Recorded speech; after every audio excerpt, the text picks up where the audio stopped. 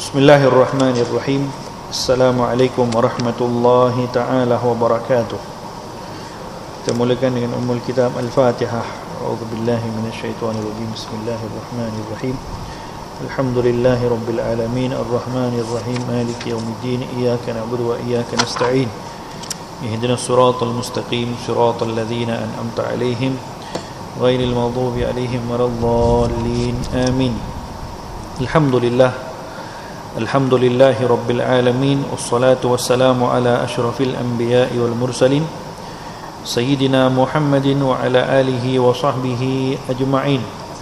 Rabbi shrah li sadri wa yassir li amri wa hlul 'uqdatam min lisani yafqahu qawli. Amma ba'du, nawayna ta'alluma wa ta'lim wa tadhakkura wa tadhkir wan naf'a wal intifa' wal ifadah wal istifadah wal hath 'ala at-tamassuki bi kitabillah wa sunnati nabiyhi sallallahu alaihi wasallam wa du'a ila al-huda wa ibtigha'a mardatillah wa qurbihi wa thawabihi. Amin Allahumma amin. Tuan-tuan, para hadirin hadirat yang dirahmati oleh Allah, kita akan sambung bacaan dan juga kupasan daripada kitab Syarah Hadis Jibril karangan Al-Allamah Ad-Da'iyah ila Allah Al-Muhaqqiq Al-Habib Zain bin Ibrahim bin Sumait hafizahullahu ta'ala wa ra'ah, pada muka surat 100, Mubtilatus salati wa makruhatuha, perkara-perkara yang membatalkan solat dan perkara-perkara makruh di dalam solat. Jadi secara umumnya kita mengetahui bahawa solat mempunyai rukun-rukun dan juga syarat-syarat wajib. Kalau dipenuhi rukun-rukun dan juga syarat-syarat wajib tadi, barulah sembahyang seseorang itu dikira sebagai sah. Kalau tidak memenuhi rukun dan juga syarat-syarat sah, maka solat seseorang tidak dipanggil atau tidak dianggap sebagai solat yang sah. Di samping itu, ada perkara juga yang perlu kita mengambil perhatian dalam bab solat. Termasuk daripadanya adalah mengelakkan daripada melakukan perkara-perkara yang makruh dalam sembahyang, oleh kerana ianya ada bahagian di dalam kesempurnaan solat. Jadi walaupun namanya makruh, kita pun maklum yang namanya makruh, kalaupun buat tak batal pun sembahyang. Tetapi itu tidak menjadi sebab kepada kita, tak boleh jadi sebab kepada kita untuk bermudah-mudahan dalam sembahyang. Maka kita pun bila bermudah-mudahan dalam perkara yang makruh, banyak pahala sebenarnya yang akan terluput, dan ianya akan menjejaskan terkadang pada khusyuknya sembahyang, akan menjejaskan pada kesempurnaan pahala sembahyang, juga terkadang akan menjejaskan kepada pahala solatul jamaah. Kalau kita biasa dengarkan dalam hadis, baginda Rasulullah SAW menyebutkan bahawa solatul jamaah afdal min solatil fadhi bi 27 darajah. Sembahyang berjamaah lebih utama, lebih afdal daripada solat bersendirian dengan 27 kali ganda darjat. So Nabi sebutkan di situ 27 kali ganda. Dalam satu riwayat lain 25 kali ganda darjat. Perlu diambil perhatian dalam hal ini, Nabi tidak sebutkan salat berjemaah 27 kali ganda pahala, ya, tapi yang disebutkan bi 27 darajah, atau dalam riwayat lain bi 25 darajah, 27 kali ganda, atau 27 kali ganda darjat, atau 27 kali darjat. Maksudnya orang solat bersendirian berbanding dengan orang solat berjamaah, yang solat berjamaah darjatnya 27 kali ganda daripada orang yang sembahyang bersendirian. Apa maksud darjat? Semua daripada kita sembahyang berjamaah hari ini kan, sembahyang maghrib tadi semua kita berjamaah. Maka kalau sembahyang kita cukup syarat sahnya, cukup rukunnya, insya-Allah sembahyang kita sah, dan semua daripada kita layak mendapat 27 kali darjat.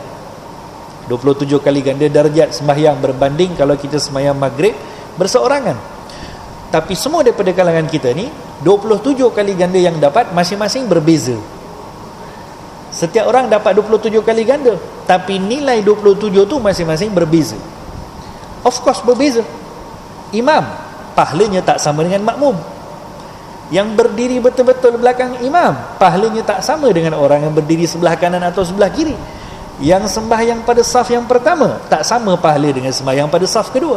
Kerana masing-masing dalam hal ini ada hadis Nabi SAW untuk kita berkejar, berlumba-lumba untuk dapatkan perkara tadi, bukan?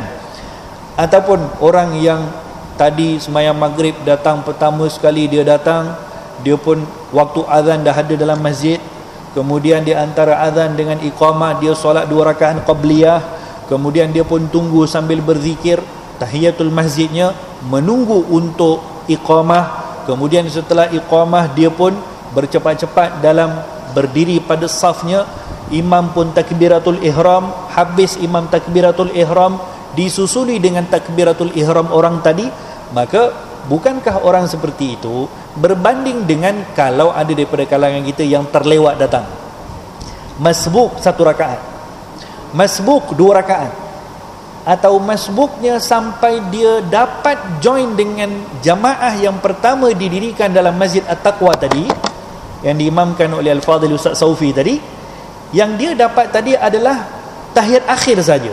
Contoh, dapat tak pahala jemaah? Ya dapat.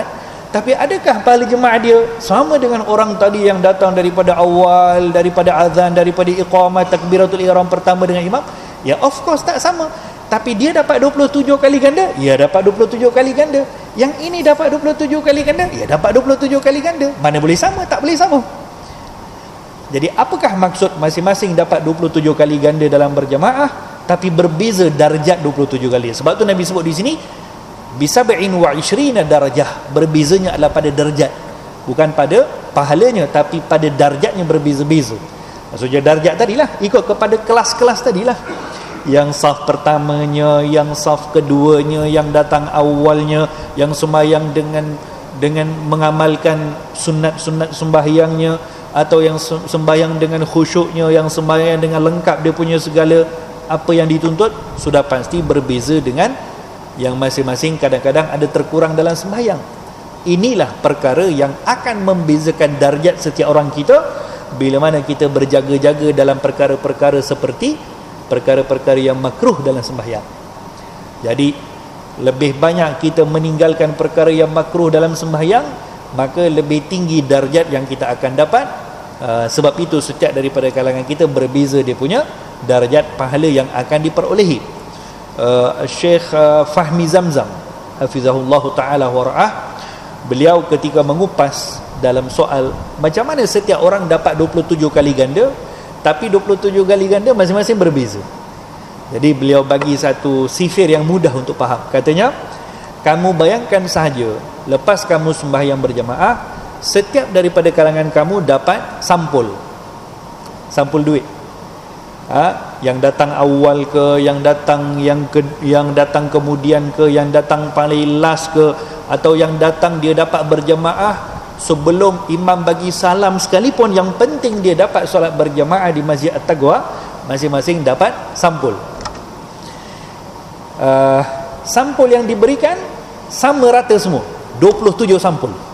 Sebab solat jemaah kan, semua orang dapat 27 sampul. Dapat tak 27 sampul? Ya memang daripada yang pertama sampai yang terakhir tadi semuanya dapat 27 sampul. Tapi yang berbeza isi dalamnya. Yang tadi setiap sampul RM50, yang first tadi. Yang kedua, setiap sampul katakan RM10. Yang last tadi setiap sampul RM1. So isi dalam sampul tadi berbeza-beza mengikut kepada bagaimana darjat orang yang salat. So yang membezakan darjat orang yang salat ini sejauh mana kita mengamalkan perkara yang sunnah dalam sembahyang, menjaga adab dalam sembahyang, dan juga meninggalkan perkara-perkara yang makruh ketika kita salat. Ini satu contoh ya yang diberikan oleh Al-Fadhil Syekhuna Syekh Fahmi Zamzam di dalam memahami perkara fadilat solat tadi. Saya ingat pada pertemuan yang lepas kita dah bincang tentang perkara-perkara yang membatalkan solat. Ini dalam saya punya apa yang saya tanda lah, tapi tak apa, kalau ada yang nak bertanya tidak ada masalah. Perkara-perkara yang makruh dalam sembahyang, Disebutkan di sini antara perkara-perkara yang makruh dalam solat, muka surat 101, berpaling muka di dalam solat tanpa sebarang hajat. Berpaling muka ini maksudnya berpaling muka daripada arah yang disunatkan untuk kita memandang ketika solat. Kita punya solat daripada takbiratul ihram sampailah kita bagi salam, mata kita ni melihat ke mana, itu memberikan kesan kepada kesempurnaan sembahyang. Jangankan kita punya kalau ikut kepada syarat sahnya solat, menghadap kiblat. Yang kena menghadap kiblat apa dia? Dada kita. Kepala kita kalau tak menghadap kiblat ketika takbiratul ihram contohnya kan, saya mohon izin berdiri, katakan Allahu Akbar, orang takbiratul ihram macam ni tapi kepalanya pusing macam ni, sah tak sembahyang? Ya sah, tak ada masalah, kerana yang dituntut untuk menghadap ke arah kiblat bukan muka tapi dadanya. Tapi kalau dia sembahyang macam ni, ya tak sah. Cumanya mata kita ni mempunyai pandangan mata dalam sembahyang mempunyai kesan di dalam kesempurnaan solat. Sebab tu ketika takbiratul ihram, mata kita ni disunatkan untuk melihat di mana. Ketika rukuk kita kena tengok ke mana, ketika sujud, ketika duduk antara dua sujud, setiap daripada ni berbeza-beza. Dan kalau kita tersalah dalam hal ini, akan memberikan kesan dalam kita punya sembahyang, kerana termasuk daripada perkara yang makruh dalam solat, berpaling muka di dalam solat daripada tempat yang disunatkan untuk dipandang. Saya mulakan yang pertama sekali, ketika takbiratul ihram. Di mana patutnya kita melihat ketika takbiratul ihram? Tempat yang patut untuk kita melihat ketika takbiratul ihram adalah di mana tempat kita akan letakkan kita punya kepala ketika sujud. Di mana agak-agak, ya kita pun boleh tahu kan, ketika kita sujud kat mana tempat kita akan, kepala kita akan kita letakkan. Di situ tempat yang paling afdal untuk kita memandang sepanjang takbiratul ihram. Kecuali, ada pengecualian, kecuali ketika seseorang solat di hadapan Kaabah, yang mana dia nampak Kaabah depan mata, maka dalam mazhab al-Imam Syafi'i radhiyallahu anhu arda, dia diutamakan untuk memandang ke arah Kaabah. Kalau betul-betul dinampak depan matanya Kaabah, selagi mana dia pandang ke arah Kaabah tadi tidak mengganggu khusyuknya solat dia. Tapi kalau memandang Kaabah akan mengganggu khusyuknya salat dia, tetap juga dia diutamakan untuk tengok ke bawah. Macam mana boleh jadi tengok ke arah Kaabah tapi boleh hilang khusyuk? Macam-macam cara. Kita tengah sembahyang depan Kaabah ni, contoh kan, pergi haji, pergi umrah, dekat mataf tempat tawaf tadi tu, Kaabah depan mata kita, kita tengok memang nampak Kaabah, tapi saat kita memandang Kaabah tadi, ya mungkin ada perempuan lalu, mungkin itu, mungkin ini yang mengganggu kita punya khusyuk, ya waktu itu memandang Kaabah pun tidak menjadi afdal kerana mengganggu khusyuk. Jadi basically ketika takbiratul ihram dituntut kepada kita untuk memandang ke arah tempat sujud. Ketika rukuk di mana tempat yang paling afdal untuk kita tengok? Ketika rukuk, tempat yang paling afdal untuk kita melihat adalah di antara dua ibu jari kaki. Kaki kita macam ni, so di antara dua ibu jari kaki, di situ tempat untuk kita meletakkan pandangan mata yang paling afdal ketika rukuk. Sebab kalau rukuk kita pandang ke arah tempat yang kita akan letakkan kepala, nanti kan kena dongak sikit.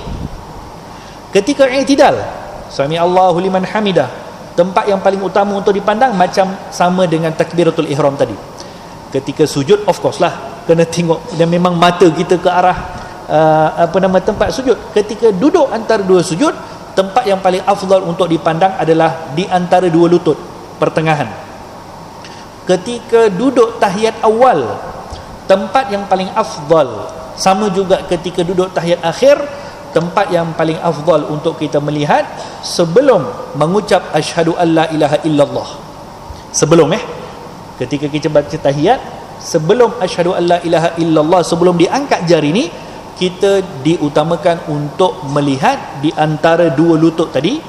Tetapi setelah diangkat asyhadu alla ilaha illallah sampailah habis bagi salam, disunatkan untuk pandang kita punya jari. So ini tempat yang afdal. Tapi kalau seorang tak memandang ke arah tu, adakah memberi kesan kepada sahnya dia punya solat? Ya, of course tidak memberi kesan kepada sahnya solat, tapi memberi kesan kepada apa? Dia akan terbuat perkara yang makruh kerana memandang ke arah lain yang tidak dituntut dalam sembahyang, itu menyebabkan hukumnya makruh. Contohnya apa? Tengah sembahyang tengok TV, contohlah kan, tengah sembahyang tengok kita punya TV ni, makruh hukumnya makruh.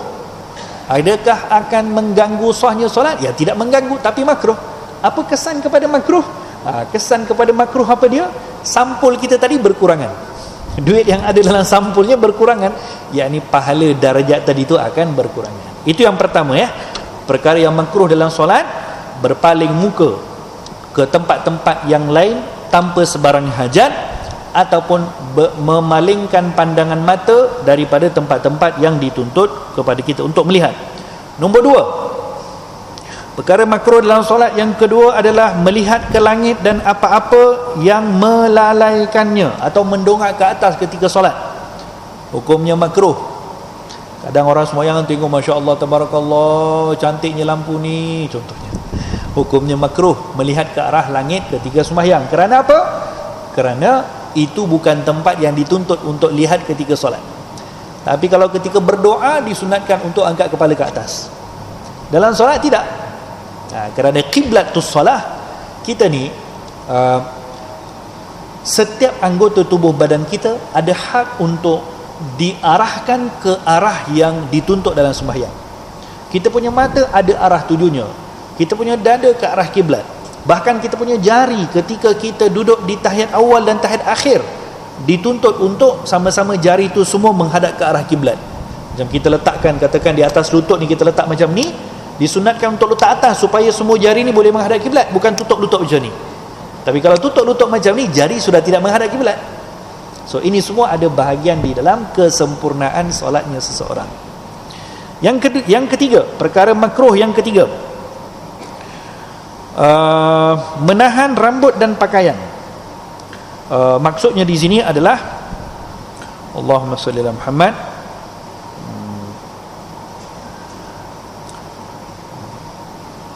Allahu alam, saya tak pasti apa yang dimaksudkan, insya-Allah nanti kita kaji balik. Yang keempat, sapu muka dalam solat. Sapu muka dalam solat itu hukumnya makruh, bukan lepas solat, ketika sembahyang. Duduk sembahyang sapu garu-garu dan sebagainya, walaupun sekali buat itu perkara yang tidak membatalkan solat, tapi kalau dibuat tanpa ada sebarang hajat, hukumnya adalah makruh. Yang seterusnya, meletupkan jari jemari dalam solat. Bunyikan jari macam ni. Ini contoh ni. Contoh. Ada sembahyang, ada kadang-kadang orang macam tu. Bahkan sebenarnya bukan dalam solat je.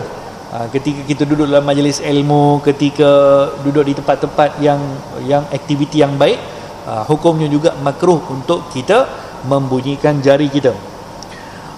Seterusnya, mengangkat salah satu kaki tanpa sebarang keuzuran, ataupun berdiri solat di atas satu kaki. Kalau sembahyang berdiri di atas satu kaki, sah tak? Sah. Tapi kalau berdiri satu kaki tanpa sebarang hajat, tanpa sebarang keperluan, hukumnya makruh. Yang ke-8, merapatkan kedua kaki. Sebab yang dituntut dalam sembahyang kena ada jarak di antara kedua kaki. Jarak antara kedua kaki yang dituntut adalah sebesar satu jengkal. Satu jengkal ni, itu yang dituntut kepada kita. Cuma itu kadang-kadang depends pada mungkin orang punya saiz badan, mungkin kesihatan seseorang, semua tu akan boleh mempengaruhi kepada dia punya cara untuk meletakkan kedua-dua kaki. Yang tidak dianjurkan, bila mana ada orang buka kakinya besar-besar tanpa ada sebarang keperluan, itu tidak bagus dan itu hukumnya makruh dalam sembahyang. Yang ke-9, meletakkan atau mencekak tangan di atas pinggang.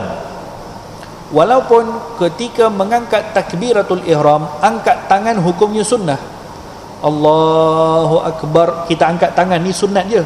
Kalaupun tak angkat tetap sah hukumnya, kerana takbiratul ihram yang wajib adalah lafaz menyebutkan Allahu Akbar, itu yang wajib.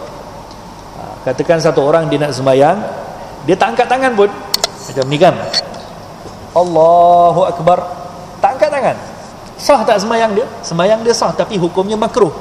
Kalau dia tak angkat tangan, dalam keadaan dia mampu untuk mengangkat tangan, hukumnya makruh. Apatah lagi kalau diletakkan tangan di tempat lain, cekak tangan letak di pinggang contohnya, ataupun letak tangan macam ni, itu semua hukumnya makruh dalam sembahyang. Tapi sah tak sah, tapi janganlah buat. Jangan buat. Yang ke-10, antara perkara yang makruh dalam solat adalah menahan hadas.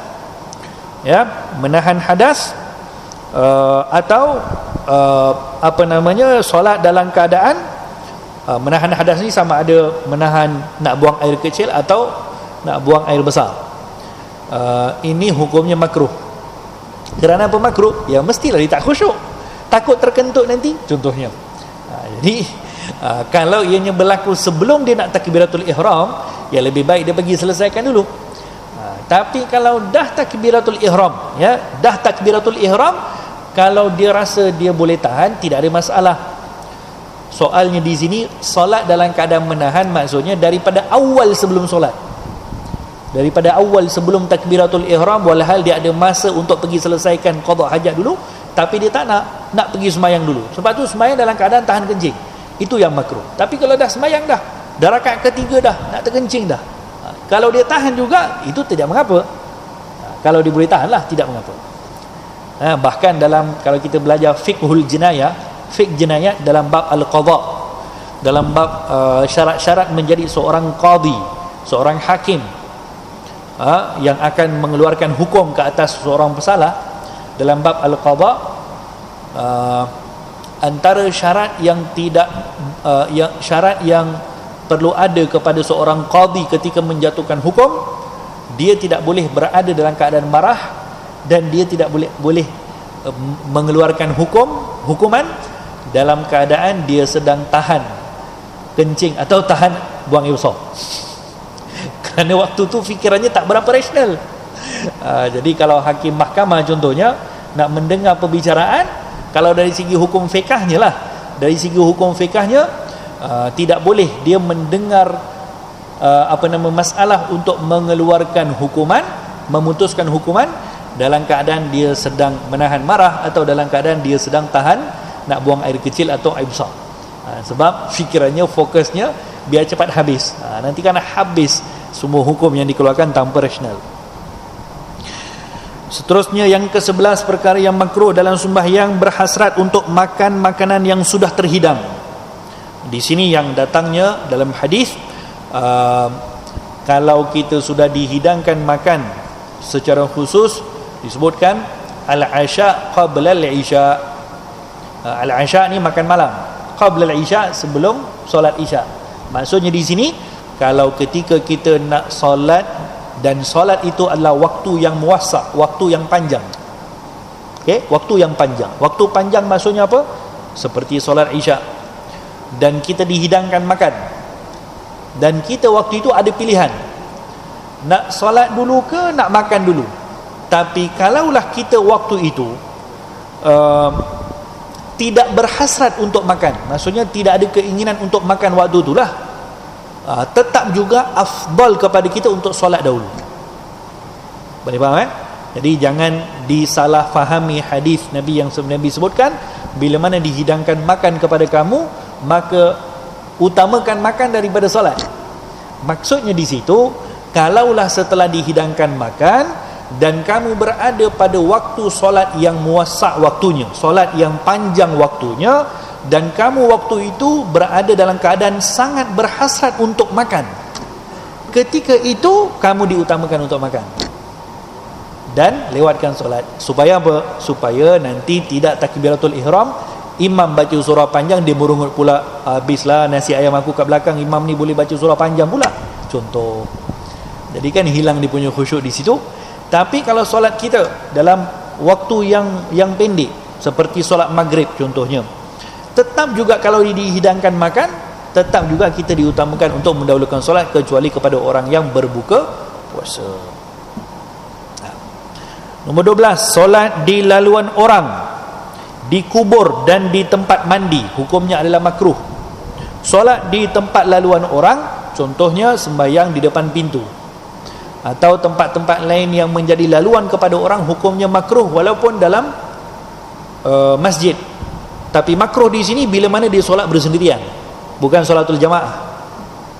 Kalau solat berjamaah, sembahyang Jumaat contohnya, sambung sampai ke belakang ke pintu, itu tidak makruh kerana solat berjamaah. Kenapa tak makruh ketika solat jemaah di depan pintu? Sebab kalau orang nak lalu, dia kalau nak lalu jemaah yang sedang bersolat jemaah, orang yang nak lalu dia tidak terhalang, maksudnya dia tetap boleh lalu. Tapi kalau dia nak melintasi orang yang tengah sembahyang seorang-seorang, haram kepadanya untuk melintasi orang sembahyang. Di sini sebab kenapa kalau solat bersendirian tak boleh sembahyang depan pintu, tapi kalau solat berjemaah bersambung tidak mengapa. Contoh kalau tengah sembahyang berjemaah, katakan pintu sini semua tutup, yang buka pintu belakang. Sekarang kan semua tutup kan. Ada satu orang yang tengah sembahyang di saf yang pertama, tengah sembahyang batal dia punya sembahyang. Dia kena keluar, nak pergi tajdid atau nak pergi memperbarui wuduk. Kalau dia pergi ke sebelah kanan sebelah kiri tak ada pintu, ataupun kalaupun ada pintu, bukankah dia kena lalu orang yang sedang sembahyang? Ya, kena lalu orang sembahyang. Tapi kalau melintasi orang yang solat dalam keadaan orang itu sedang solat berjemaah, melintasi orang itu tidak mengapa. Dan kita kalau sembahyang berjemaah ada orang lalu, jangan kita tahan. Di situ tidak boleh tahan, kerana lalu depan orang yang sedang solat berjemaah itu tidak mengapa. Tapi yang dilarang adalah melintasi orang yang sedang solat bersendirian. Itu yang haram hukumnya. Itu yang disebutkan tegas oleh Nabi dalam hadis. Lebih baik kamu berdiri 40, kata Nabi, 40 hari, sampai kalaupun kamu kena tunggu 40 hari sampai orang tu habis sembahyang, lebih baik kamu tunggu 40 hari daripada kamu melintasi orang yang sembahyang. Walaupun orang tu sembahyang depan pintu, kita nak keluar, orang sembahyang depan pintu, memang pintu tu pula cukup untuk satu orang lalu je, orang tu pula sembahyang depan pintu. Haram kepada kita melintasi orang yang sembahyang depan pintu kalau dia sembahyang seorang. Saya ulang sekali lagi, kalau dia sembahyang seorang.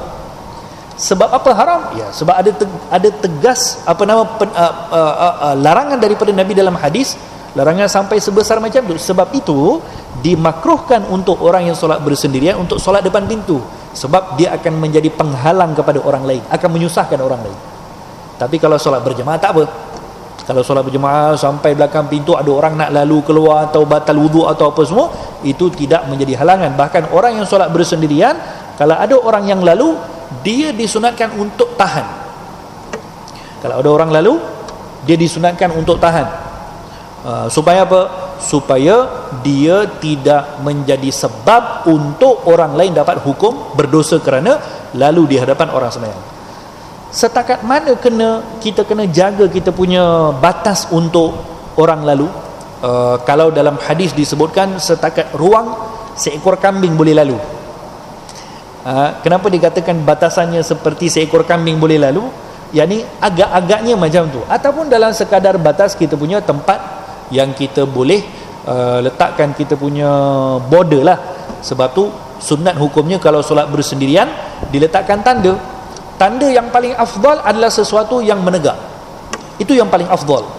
Contohnya kalau kita solat bersendirian, katakan solat tahiyatul masjid atau solat ba'diyah atau sebagainya, paling afdal kita sembahyang di belakang mihrab. Ini paling afdal lah. Tapi ini tempat imam. Ataupun sembahyang di belakang tiang, ataupun sembahyang di belakang apa-apa benda yang ada tertegak. Tak kisah apa, tiang, dinding ni ke, atau ada rak buku ke, atau ada kerusi ke. Kalau tak ada, boleh dijadikan orang yang sedang duduk di depan untuk jadi kita punya dipanggil apa istilahnya tu, sutrah. Orang yang duduk depan kita pun boleh jadi sutrah kepada kita juga, boleh. Ataupun orang yang sedang sembahyang depan kita pun boleh jadi sutrah kepada kita. Atau setidak-tidaknya meletakkan kita punya sejadah, atau meletakkan satu tanda di depan. Walaupun di dalam hadis disebutkan, walaupun diletakkan kamu punya kayu sugi, kayu sugi itu diletakkan sebagai tanda. Bolehlah letak apa-apa, letak apa-apa tanda yang sekira-kira orang boleh tahu ini aku punya kawasan, jangan berani langgar. Kenapa penting perkara ni? Supaya orang tu tak berdosa lalu di hadapan kita. Dan ini adalah satu ilmu juga kepada kita. Kita kalau jangan solat di tempat yang orang boleh susah untuk menghalang laluan orang keluar masuk ke masjid dalam keadaan kita solat bersendirian. Okey, solat di laluan orang, di kubur. Solat di kubur ni maksudnya solat di atas kubur. Itu tidak diperbolehkan, bahkan hukumnya makruh. Tapi kalau solat jenazah di kubur boleh. Solat jenazah di kubur Nabi buat. Bahkan kita diperbolehkan untuk solat jenazah, cuma bukan berpijak di atas kubur, di sisi kubur tu. Itu yang diperbolehkan. Ataupun solat di tempat mandi. Maksud disebutkan di tempat mandi di sini bukan tandas ya. Tandas dengan bilik mandi dua benda yang berlainan. Maksudnya kalau sembahyang di tempat-tempat seperti itu hukumnya makruh, apatah lagi sembahyang di tempat yang lebih terdedah kepada kotoran. Itu hukumnya lebih makruh lagi. Okey. Yang ke-13, serta setiap perkara yang mengganggu tumpuan dan menghilangkan khusyuk. Apa saja perkara-perkara yang boleh mengganggu kita punya khusyuk, termasuk daripada perkara yang makruh. Termasuk daripadanya apa? Kan masjid-masjid kita semuanya biasanya akan pesan supaya matikan handphone.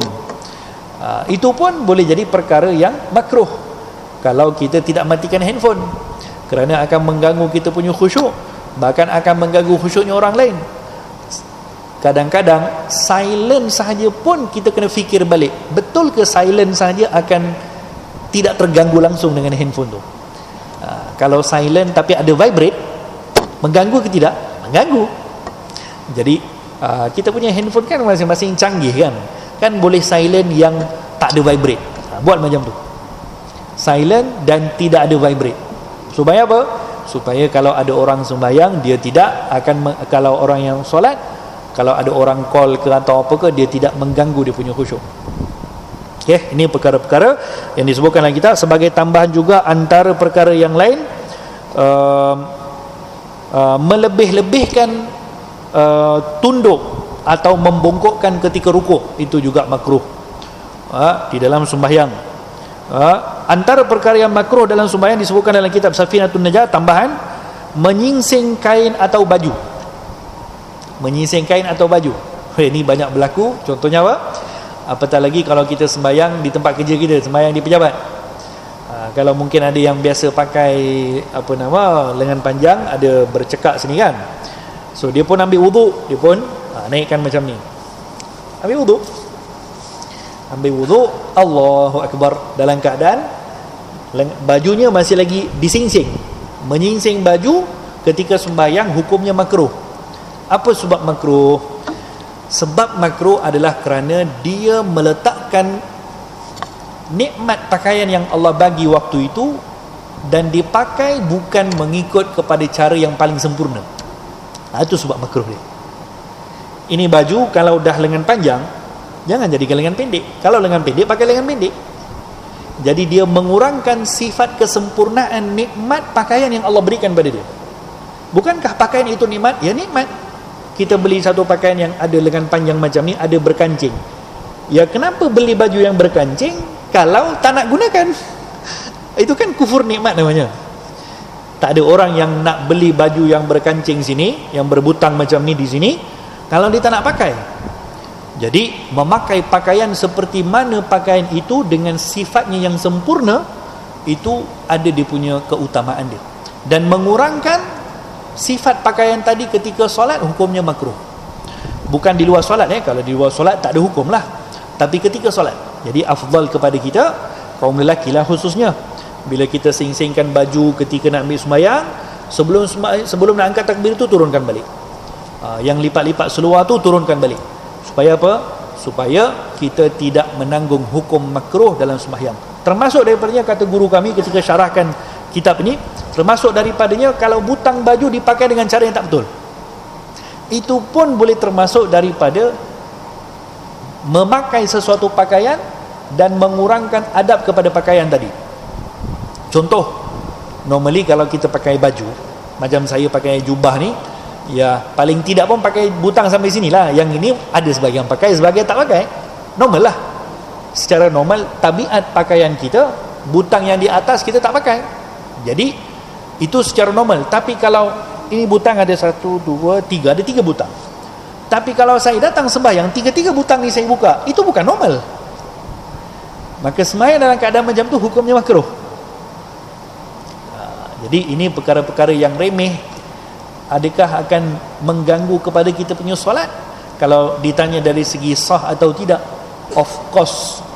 Kalau ditanya dari segi sah atau tidak, satu orang tak pakai baju, dia sembahyang pakai kain pelikat tutup aurat pun sah juga.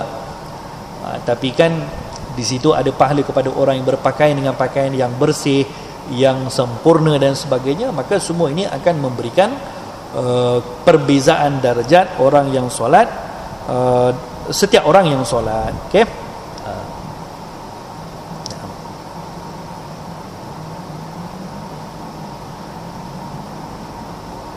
Nah, jadi antara yang lain, perkara-perkara yang makruh dalam solat adalah solat ketika terlalu mengantuk. Solat dalam keadaan terlalu mengantuk. Ini kalau solatnya itu adalah yang dia ada pilihan untuk mengelakkan. Tapi kalau dia nak sembahyang subuh, dah terlewat bangun dah, tinggal lagi 5 minit nak keluar waktu subuh, tapi ngantuk sangat ni, semalam ustaz bagi tahu, kalau ngantuk sangat jangan sembahyang. Sudah. Itu kalau ada pilihan. Ini sekarang tak ada pilihan, dah bangun lambat, wajib sembahyang. Tapi kalau ada pilihan, maka pilihlah untuk solat dalam keadaan yang tidak mengantuk. Solat dalam keadaan bersendirian, walhal ketika itu ada solat jemaah, itu pun hukumnya makruh. Okey. Antara yang lain juga adalah memakai pakaian yang bergambar yang boleh mengganggu khusyuknya solat orang lain, hukumnya makruh. Dan meninggalkan perkara-perkara sunat dalam solat, dan banyak lagi lah perkara makruh dalam solat. Antaranya yang lain, melakukan bacaan, membaca dalam rakaat kedua bacaan surah yang lebih panjang daripada yang dibaca dalam rakaat pertama. Ini tambahan daripada kitab ini, tak ada dalam kitab yang kita ni dalam sembahyang kita dituntut untuk bacaan yang pertama, surah yang dibaca pada rakaat yang pertama lebih panjang daripada surah yang dibaca pada rakaat kedua. Itu afdalnya macam tu. Tapi kalau kita tukar, surah yang kita pilih untuk dibaca pada rakaat yang pertama adalah pendek, surah yang dibaca pada rakaat kedua tu lebih panjang, itu hukumnya makruh, kecuali kalau memang ada sunnah khusus untuk dibaca demikian, itu tidak mengapa.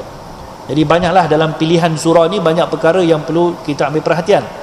Paling afdal sekali ketika kita solat, khususnya solat bersendirian, kita diutamakan kepada kita ketika nak baca surah, pilih surah yang kita boleh baca secara penuh.